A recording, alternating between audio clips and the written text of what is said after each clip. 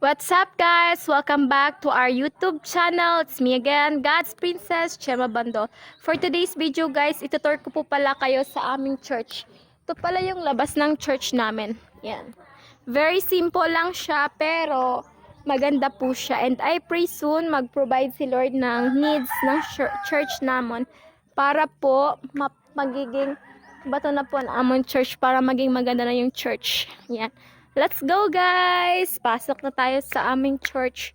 Tutor ko kayo sa aming church. Yan, kakatapos lang po pala ng aming gawain. Yan lang po pala yung upuan namin. Yan.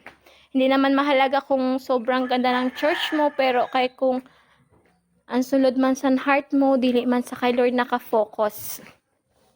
Yan. Dito tayo sa ating, ayan guys, so tutor ko lang sa inyo. Every time talaga nag-church ako, pero po ako may dala na paninda ko. May sandals, may kupol, sana all, may kupol.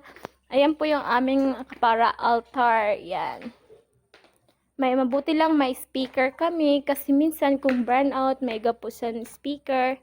Ayan, need pa namo damo kaming kailangan ayuson sa instruments kasi sirira ng iba kag by God's grace kung provide ang Lord, na i-provide ni Lord ang panginahanglan sa church para makabakalsan mga bago na instruments.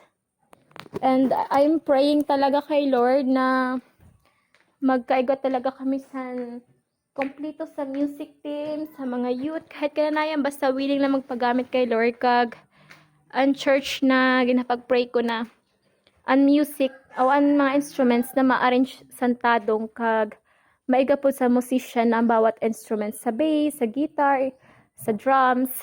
Yan po. Yan guys, thank you guys for watching. God bless us all. Thank you po sa panonood. Don't forget to like, shares, and comments. And of course, don't forget to subscribe my YouTube channel, God's Princess, Chema Bandol. Thank you guys.